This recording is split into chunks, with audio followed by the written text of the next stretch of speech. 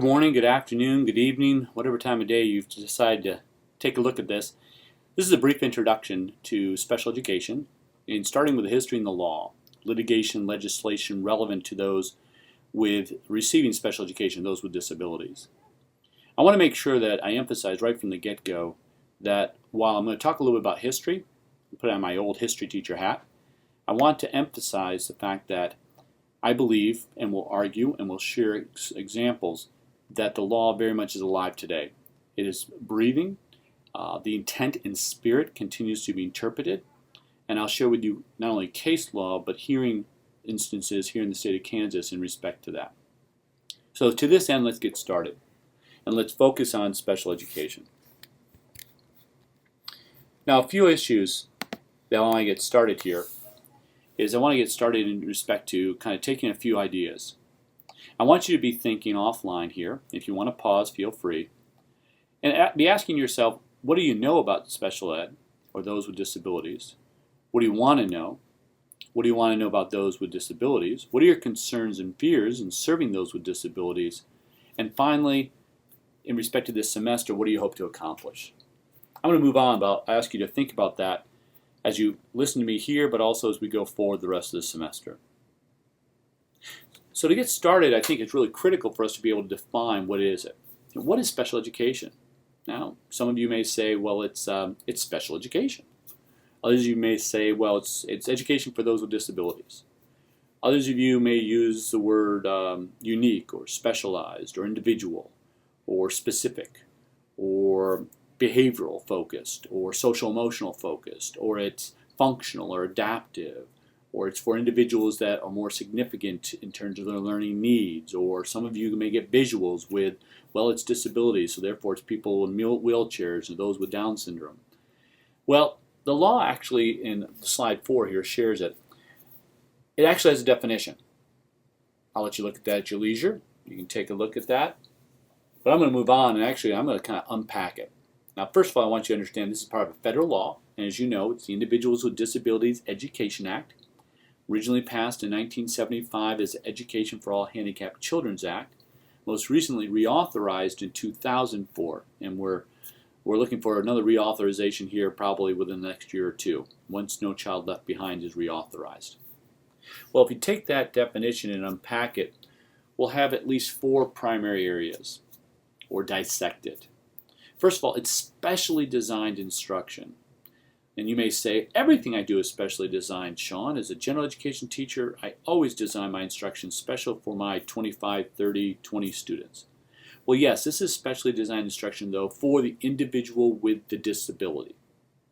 It's provided at no cost.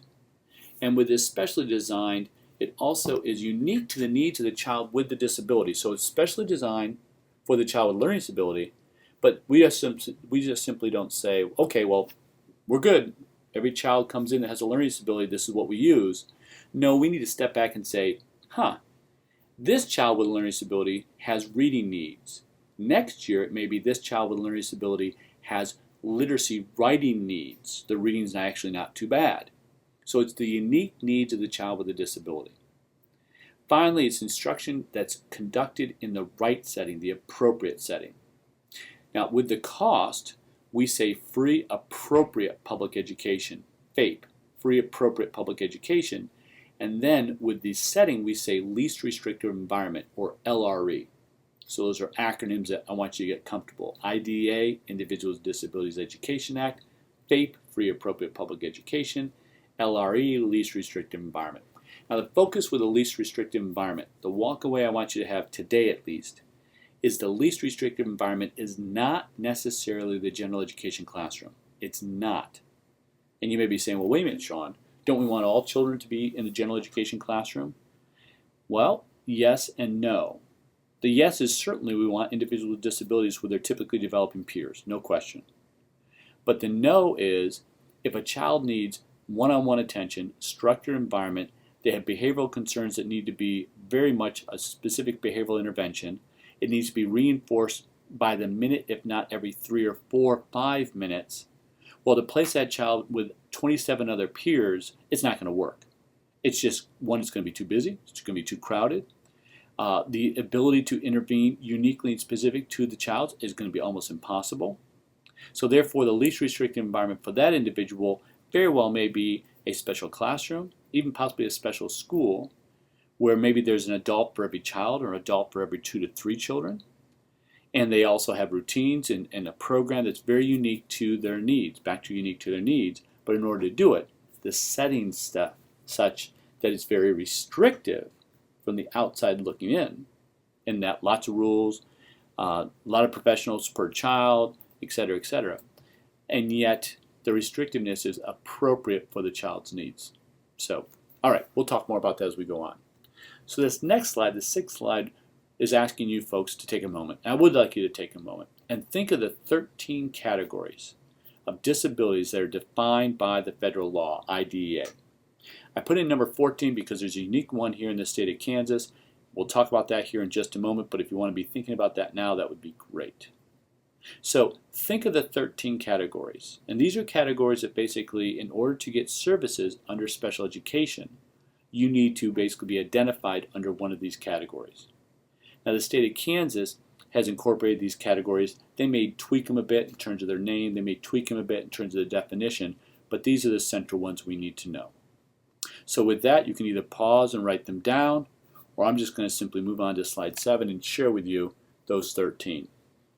Now the way I've organized things with the 13 is the first column top, specific learning disabilities, is the most prevalent of the disabilities that you'll see in your classroom. A little over 40% of all students with disabilities are likely to have a learning disability. Now on the opposite column, second column, all the way at the bottom, last bullet, not gifted, but the last bullet, multiple disabilities, that's the least prevalent, or what's called low incidence. Actually, traumatic brain injury, multiple disabilities, hearing impairments, deaf blindness, orthopedic impairments, and visual impairments, most of that second column, it's unlikely that you will see a large number of those individuals. And it's unlikely as a professional that you'll service those individuals on a regular basis.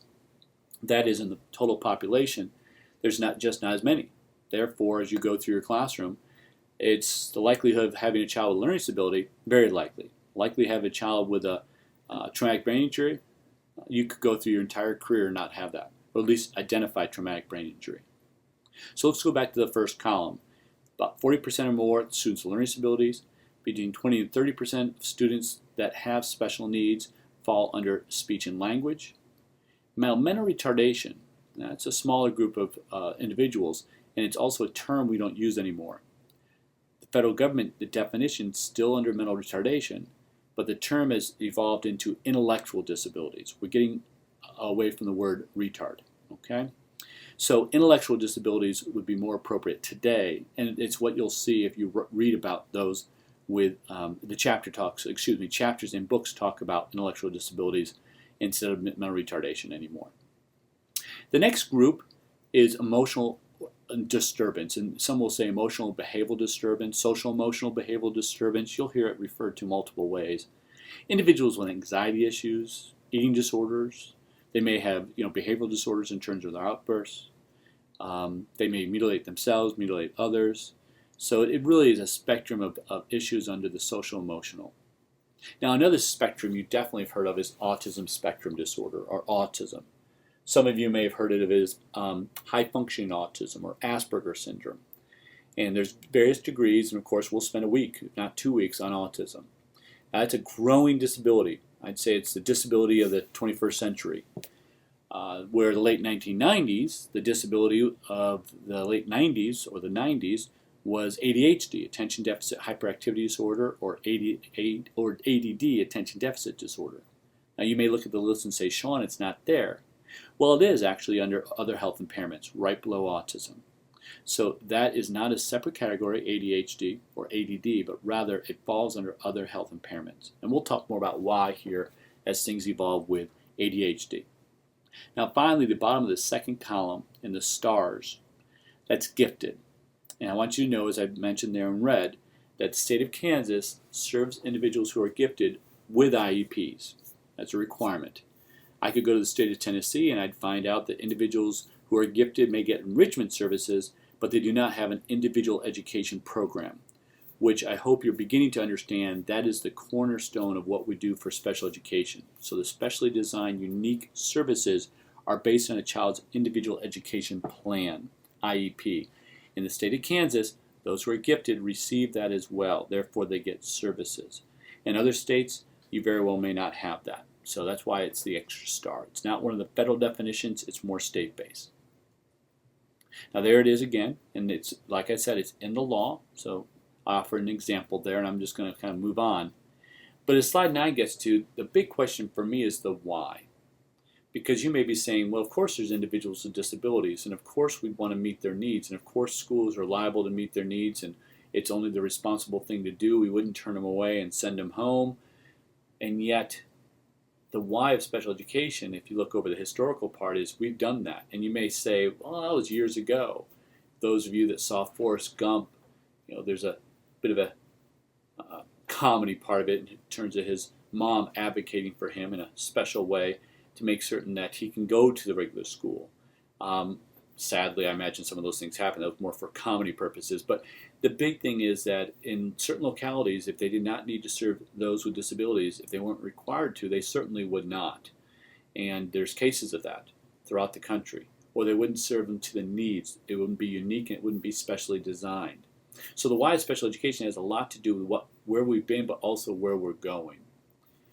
Now, to understand where we've been and also where we are and where we're going, the big thing is to understand what entity is in charge of public education. Now, is it federal? Is the federal government, are they in charge of public education, or is it the state level, or is it the local level, government-wise? I pause there. I want you to think. A lot of folks will say, well, it's federal. No Child Left Behind. We have to have standardized tests. We have to have standards, et cetera, et cetera. Highly qualified teachers. I'm taking classes because of it. Yes, No Child Left Behind exists, and so does the Individuals with Disabilities Education Act, IDEA. But those two laws, although they're federal, and yes, money comes with them, they do not determine public education by our government. The Constitution actually does not give it to the federal government. Instead, it's for local entities. So really, if you think of our local school boards, our local superintendent, local tax, property taxes, which pays for public education, answer to question number 2, but also levies that we pass as a local community. Our local community could be quite large, it could be quite small. So they're the entities that determine what it is we teach in our local schools, what it is, how we hire teachers and the like. Now yes, we follow state standards and yes, federal guidelines. But at the end of the day, the local entity is in charge. And I say that because some local entities would say it's really important to meet the needs of those with disabilities. Or as some states have said, it's really important to us to meet the needs of gifted as well. Other states have said that's not important to us, or it's not as important.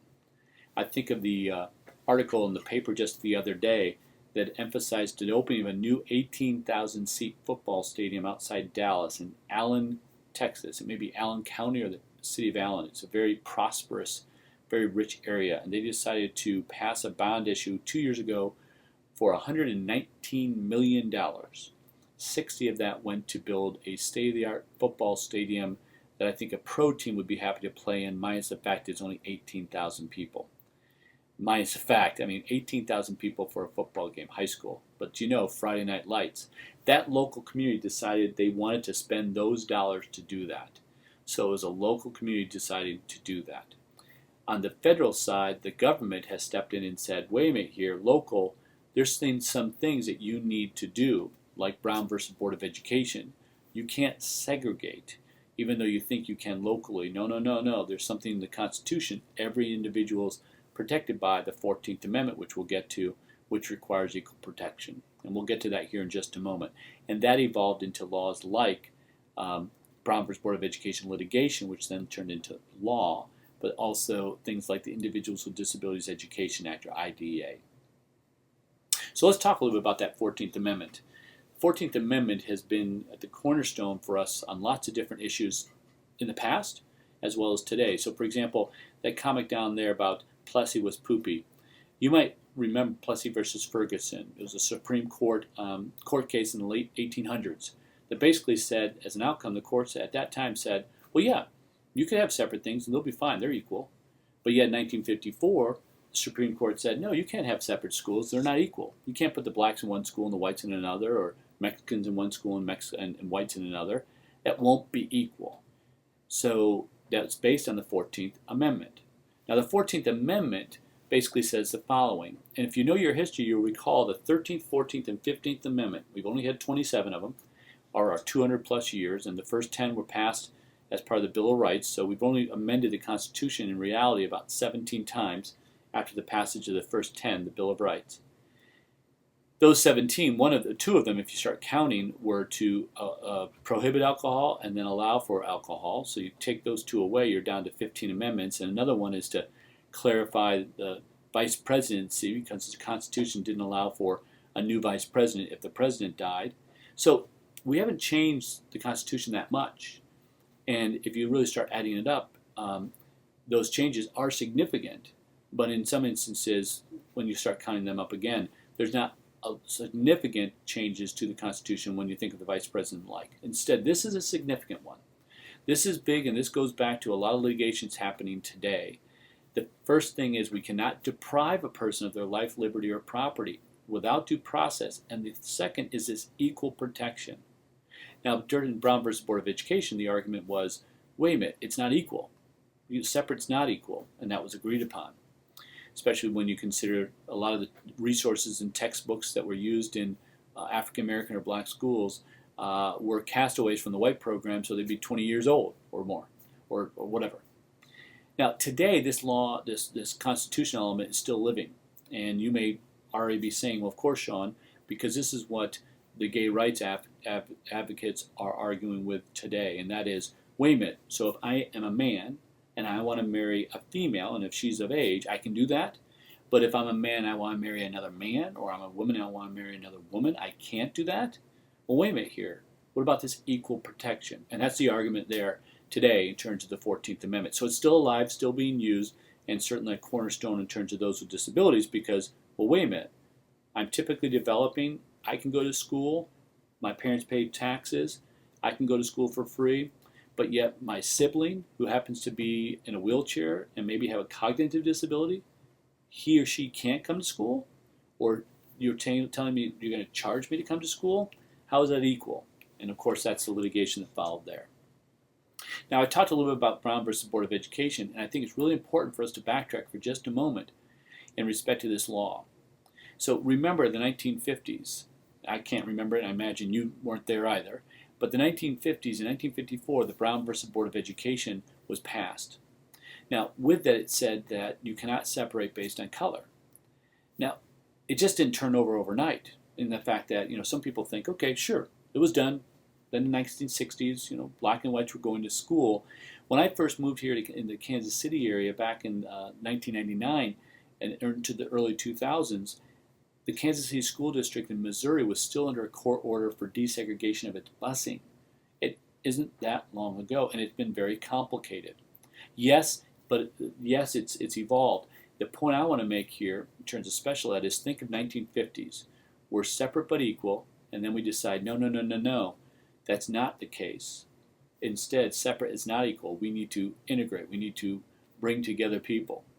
Well, we have things like the integration at Little Rock, which was very choppy, and I want to emphasize that in just a moment. So as we go into the 60s, we need more laws. Civil Rights Act, the Voters Registration Act of the mid-60s. And then we're going to get into the 70s, and we're going to concentrate on disabilities, not so much those in terms of with civil rights. So it is a progressive movement, and it's somewhat stepping stones and sequential. And by the way, ESEA there is what we now call NCLB, No Child Left Behind. It's actually the Elementary and Secondary Education Act, and we'll talk more about that in just a moment. As I mentioned, Brown versus Board of Education, I want to move on.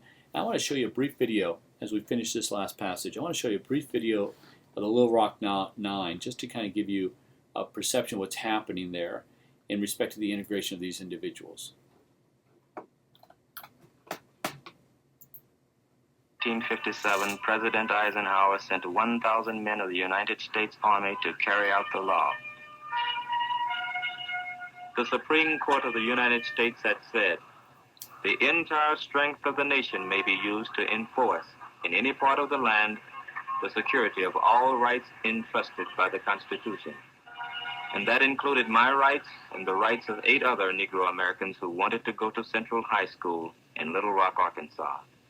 We were Terrence Roberts, Thelma Mothershed, Elizabeth Eckford, Ernest Green, Carlotta Walls, Melba Patillo, Minnie Jean Brown, and Gloria Ray.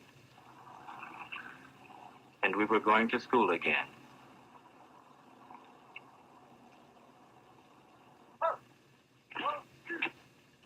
Obviously, in this town of 100,000, there were many who didn't like what was happening. But as we looked at the soldiers, we knew there must be millions of others who thought we represented something important.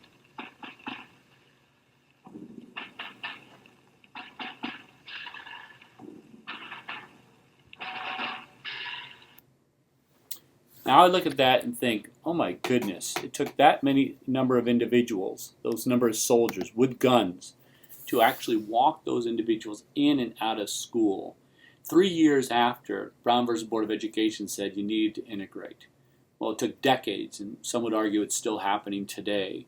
So the point is, as I finish this first part of this introduction to the law and legislation, is it's sequential. There's a growth pattern here. And it goes back to my first point as I began this kind of introductory component, is that it's still alive and it's still breathing. Yes, this was before our time, and yet as the court cases and the law has continued to evolve and change by name, by purpose, it continues to change and evolve in what we do in our daily classroom. And I'll give some examples here in our next presentation. I ask you to close out this process and then move on to the next one when appropriate and when I have it available. Great.